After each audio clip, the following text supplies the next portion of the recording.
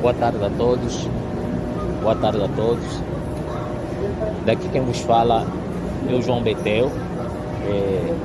Eu sou da Angola e quero aproveitar a ocasião para poder partilhar a palavra de Deus com vocês, né?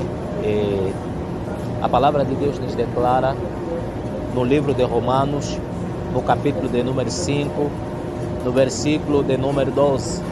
Romanos 5, 12. Diz assim: portanto, como por um homem entrou o pecado no mundo, e o pecado a morte, assim também a morte passou a todos os homens. Por isso, todos pecaram. Sim, é exatamente isso. A Bíblia nos declara no livro de Gênesis que quando Deus criou o homem segundo a sua imagem e semelhança, os colocou no jardim do Éden. A palavra de Deus nos declara que Deus havia dado uma ordenança ao homem que não tocassem ou não comessem da árvore do conhecimento do bem e do mal, porque no certo dia que eles poderiam desobedecer a Deus, eles certamente morreriam. E a palavra de Deus nos declara que quando Adão desobedeceu a Deus, o pecado entrou no mundo, assim como a palavra de Deus nos declara em Romanos 3, 23. Porque o salário do pecado, Romanos 3, 23. Porque todos pecaram e destituídos estão fora da glória de Deus. Romanos 6, 23. Diz assim a palavra de Deus: porque o salário do pecado é a morte, mas o dom gratuito de Deus é a vida eterna em Cristo Jesus. Então, através de Adão, o representante de toda a humanidade, ele caiu, desobedeceu a Deus, e por intermédio dele o pecado entrou no mundo, e também a morte entrou no mundo por causa da desobediência que eles cometeram contra Deus. Então a morte entrou e o pecado entrou, e todos nós que descendemos de Adão e Eva, esse pecado também ele nos afeta. Assim como a palavra de Deus nos mostra, o pecado gerou várias consequências no homem, como todos nós sabemos: morte, enfermidade e muita coisa, pobreza e muita coisa é consequência do pecado. O pecado gerou morte física. Sim, o pecado gerou a morte física. Como todos que estamos aqui, provavelmente muitos de nós temos entre parentes, amigos, pessoas conhecidas, que nós temos conhecimento que eles morreram. Sim, independentemente da causa da sua morte. Mas o pecado é uma das causas que fez o teu parente, o meu parente morrer. Foi por causa do pecado. E o pecado também gerou a morte que nós chamamos pela Sagrada Escritura morte espiritual. Sim, a Bíblia nos ensina que todos aqueles que vivem, que estão em vida, que têm um fôlego de vida aqui nesse trem, provavelmente quem não tem Cristo, espiritualmente, a palavra de Deus declara que ele está morto. Fisicamente nós vemos como alguém que está em pé, está a andar, mas espiritualmente ele está morto. A Bíblia também nos declara que esse mesmo pecado, ele causou também a morte eterna. Sim, o que é morte eterna? É quando tudo vai terminar, aqueles que não creem em Jesus Cristo, eles estarão eternamente distantes de Deus. A palavra de Deus declara que isso é morte eterna. E o homem, o ser humano, o homem não tem capacidade por si mesmo para poder sair da condição que ele se encontra, da condição de pecador. Ele não tem condição, não tem nada que ele possa fazer de si mesmo para poder se libertar dessa condição, porque ele é incapaz de resolver esse problema do pecado. A palavra de Deus nos declara no livro de Isaías, no capítulo de número 64 e no versículo de número 6, diz assim a palavra de Deus: mas todos nós somos como imundos, todas nossas justiças são como trapo de imundícia. O profeta Isaías está explicando que todas as nossas ações, todos os atos que nós podemos chamar de bondade ou de bem, diante de Deus, sem Cristo, é como trapo de imundícia. É como que se fosse a gente está praticando novamente injustiça sem Cristo. Porque a natureza que conduz todos aqueles que não têm Cristo é uma natureza de injustiça, é uma natureza injusta. Então não pode de si mesmo produzir o bem. Até também porque a própria palavra nos declara no livro de Efésios, no capítulo de número 2, no versículo de número 1: e vos vivificou, estando vos morto em ofensas e pecado. Ou seja, espiritualmente ele está morto. A pessoa sem Cristo está morto. Então ele não tem nada como fazer de si mesmo alguma coisa para poder agradar a Deus. Então Deus, na sua infinita bondade, na sua infinita misericórdia, Deus, com o amor que tem nos amado muito, a palavra de Deus declara que homem não foi até Deus para resolver o problema do pecado. Deus estava em Cristo, veio ao mundo. A Bíblia declara que Deus estava em Cristo, reconciliando o mundo consigo mesmo, não imputando os pecados aos homens. Então, Deus estava em Cristo, veio até o homem para poder resolver esse problema do pecado.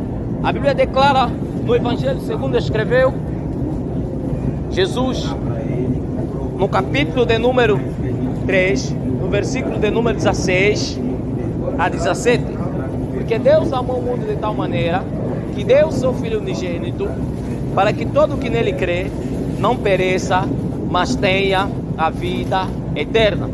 Porque Deus enviou seu Filho ao mundo, não para que condenasse o mundo, mas para que o mundo fosse salvo por meio dele. A Bíblia declara também no livro de 1 Timóteos, no capítulo de número 2, no versículo 3 a 4, porque isso é bom e agradável diante de Deus, nosso Salvador, quer que todos os homens sejam salvos e cheguem ao pleno conhecimento da verdade. Romanos 5:8. Mas Deus prova o seu amor para conosco em que Cristo morreu por nós, sendo nós ainda pecadores. Ou seja, quando nós não queríamos saber de Deus, quando nós não tínhamos até noção do Evangelho, ou noção de que a gente precisa da salvação, Deus enviou Jesus para que ele possa morrer pelos nossos pecados. E todos aqueles que creem em Cristo como seu Senhor e Salvador, eles receberão a vida eterna. Ou seja, o problema do pecado estaria resolvido. Então Jesus resolveu o problema do pecado. Agora, Deus chama todos os homens de todas as nações, de todas as tribos, de todas as línguas. Ou seja, Deus chama os homens, as mulheres do Brasil, todo ser humano do Brasil, ao arrependimento para obter a vida eterna. Sim, Deus chama todos, os brasileiros, as brasileiras, para o arrependimento, para obter a vida eterna. Visto que cada um de nós não podemos assim conquistá-lo, então Deus, pela sua graça, Ele nos chama ao arrependimento para podermos obter vida e vida com abundância. A palavra de Deus nos declara no livro de Atos, no capítulo de número 3, no versículo de número 19: arrependai-vos e convertai-vos para que sejam apagados os vossos pecados, e venham assim os tempos de refrigério pela presença do Senhor. Lucas 13:3. A Bíblia declara: não vos digo antes, se não vos arrependerdes, todos de igual modo perecereis. 2 Pedro 3:9. O Senhor não retarda na sua promessa, ainda que alguns tenham por tardio, mas é longânimo para convosco, não querendo que alguns se percam, senão que todos venham ao arrependimento. Então, o desejo de Deus é que todo mundo seja salvo. A vontade de Deus é que todo mundo creia no seu Filho Jesus para que possa obter a vida eterna. Ou seja, para que esse problema que Adão arrumou para nós, do pecado, para que seja resolvido. E a solução só está em Jesus Cristo de Nazaré. Então, meus irmãos, a decisão é pessoal. Eu não posso tomar essa decisão por você. E ninguém pode tomar essa decisão por cada um de nós aqui. Cada um de nós individualmente precisa tomar essa decisão. Então, Romanos 10, 9 a 10, diz assim: a saber, se com tua boca confessares ao Senhor Jesus e em teu coração creres que Deus ressuscitou dentre os mortos, serás salvo. Visto que com o coração se crê para a justiça e com a boca se confessa para a salvação. Quero que você preste atenção nessas duas coisas. Crê com o coração para a justiça e confissão com a sua boca para a salvação. Esse é o meio pela qual Deus preparou para que você seja salvo. Você fará isso por meio da fé, através da fé, falando com a sua boca e crendo com teu coração. Você vai falar a respeito da salvação e você vai crer a respeito da justiça. Então, o que é salvação? A salvação é o ato de Deus pela qual Ele livra o pecador da culpa, do poder e da condenação do pecado. Concedendo vida eterna por meio de Jesus Cristo. Assim como a palavra de Deus nos declara em 1 João 5, 11 a 12. A palavra de Deus nos declara, e o testemunho é este. O testemunho é este. Aleluia. O testemunho é este, que Deus nos deu a vida eterna. E a vida está em seu Filho. Quem tem o Filho tem a vida. Quem não tem o Filho de Deus não tem a vida. Vou repetir. 1 João 5, 11 a 12 diz: este é o testemunho, que Deus nos deu a vida eterna, e a vida está no seu Filho, no caso, Jesus. Quem tem o Filho, ou seja, quem tem Jesus, tem a vida eterna. Quem não tem Jesus, não tem a vida eterna. E eu falei no texto de Romanos sobre justiça. Justiça é a condição de estar correto diante de Deus. Essa justiça é perfeita, pertence a Deus e é concedida aos crentes mediante a fé.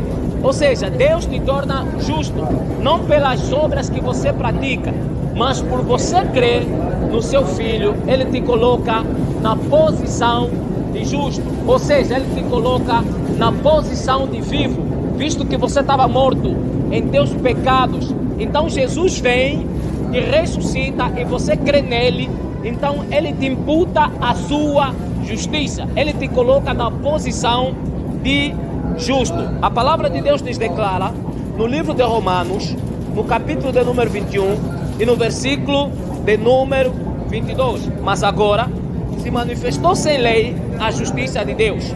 A justiça de Deus pela fé em Jesus Cristo para todos os que creem. 2 Coríntios 5, 21. Aquele que não conheceu o pecado se fez pecado por nós, para que nele fôssemos justiça de Deus. Então Deus está te chamando para o arrependimento, e por meio do arrependimento e pela confissão e crendo no teu coração, você receberá Jesus como teu Senhor e Salvador, e Ele vai te colocar na posição ideal, na posição perfeita, na posição sem pecado diante de Deus. É isso que Deus deseja fazer para mim e para você. A Bíblia declara que Adão trouxe o pecado e o pecado gerou a morte para todos nós.